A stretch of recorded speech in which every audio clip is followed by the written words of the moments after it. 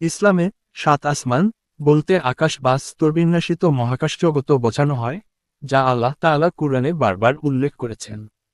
তবে কুরআন ও সহিহ হাদিসে সাত আসমানের নির্দিষ্ট নাম দেওয়া হয়নি, বরং কুরআনে শুধু তাদের অস্তিত্ব, স্তরভেদ এবং সেগুলোর সৃষ্টিগত বিস্ময়কর বৈশিষ্ট্য উল্লেখ করা হয়েছে। তবে কিছু ঐতিহ্য বা তাফসিরে ইসরায়েলি বর্ণনা, ইসরাইলিয়াত থেকে নিচের মতো নাম পাওয়া যায়। তবে এদের প্রামাণিকতা দুর্বল এবং এগুলোকে শতভাগ গ্রহণযোগ্য হিসেবে ধরা হয় না। শুধু সাধারণ জ্ঞানের জন্য উল্লেখ করা হচ্ছে। আকাশগঙ্গার সাত আসমানের নাম ঐতিহ্যগতভাবে উল্লিখিত, প্রামাণ্য নয়। স্তর নাম, আরবি উচ্চারণ, বর্ণনা, অনুমানিক উদাহরণ। এক রফা, রাফিয়া, পৃথিবীর সবচেয়ে নিকটবর্তী আকাশ, যেখানে আমরা চাঁদ, তারা, সূর্য দেখি। দুই কায়ুম, কায়দাম, ফেরেশতাদের আবাসস্থল, যারা দুনিয়ার দায়িত্বে নিয়োজিত। তিন মারুম, মারাম, সেখানে ফেরেশতারা ইবাদাতে লিপ্ত, আরও জ্ঞান ও নূরের স্তর। চার আরফালুন, আরফেলিউন, নবী রাসূলদের কিছু আত্মার এখানে অবস্থান করে বলেও উল্লেখ আছে। পাঁচ হায়ুন, হায়ুন, ফেরেশতাদের এক উচ্চতর দল এই স্তরে আছে। ছয় আরশা, আরশা, নূর ও তাসবিহে পরিপূর্ণ, বড় ফেরেশতা যেমন জিবরাইল, এর অবাধ যাতায়াত।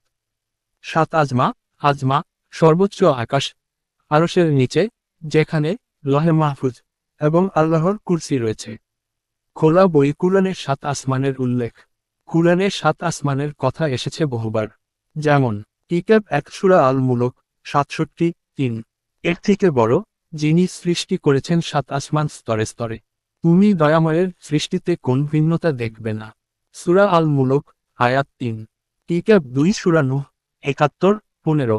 এর থেকে বড়, তোমরা কি দেখ না কিভাবে আল্লাহ সৃষ্টি করেছেন সাত আসমান স্তরে স্তরে। কিতাব 3 সূরা তলাক 65-12। এর থেকে বড়, আল্লাহই যিনি সৃষ্টি করেছেন সাত আসমান এবং তদ্রূপ পৃথিবীসমূহ। কম্পাস ইসলামিক দৃষ্টিকোণ থেকে করণীয়। কুরআন যা বলেছে তাতে বিশ্বাস রাখা ফরজ। আল্লাহ সাত আসমান সৃষ্টি করেছেন। নাম জানার প্রয়োজনীয়তা নেই, কারণ কুরআন ও সহিহ হাদিসে তা উল্লেখ নেই। ইসরায়েলি বা কাল্পনিক উৎসের নাম বিশ্বাসের জায়গা নয়, কেবল জ্ঞানের পরিধি বাড়ানোর জন্য জানা যেতে পারে। যদি আপনি চান আমি প্রত্যেক আসমানে কি কি আছে বা কারা অবস্থান করে, তা হাদিস ও তাফসির ভিত্তিকভাবে উদাহরণসহ ব্যাখ্যা করে দিতে পারি। আগ্রহী? ইসলামী বিশ্বাস অনুযায়ী আল্লাহ তাআলা সাত আসমান সৃষ্টি করেছেন এবং প্রতিটি আসমানে ফেরেশতা, নূর ও আলাদা আলাদা জগৎ রয়েছে। কুরআন ও হাদিসে সাত আসমান এর কথা এসেছে, তবে এগুলোর নির্দিষ্ট নাম কুরআন বা সহিহ হাদিসে দেওয়া হয়নি। তবে কিছু বর্ণনায় বা ইসলামিক ঐতিহ্যে সাত আসমানের নাম নিম্নরূপ বলা হয়েছে। এগুলি নির্ভরযোগ্য হাদিসের মাধ্যমে নিশ্চিত নয়, বরং কিছু ঐতিহাসিক বা ইসরাইলিয়াত সূত্রে এসেছে। 1. রফা, রাফিয়া, প্রথম আসমান। 2. কায়ুম, কায়দাম, দ্বিতীয় আসমান। 3. মারুম, মারাম, তৃতীয় আসমান। 4.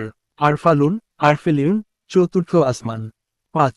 হায়ুন, হায়ুন, পঞ্চম আসমান। 6. আরুষা, আরুষা, ষষ্ঠ আসমান। 7. আজমা, আজমা, সপ্তম আসমান।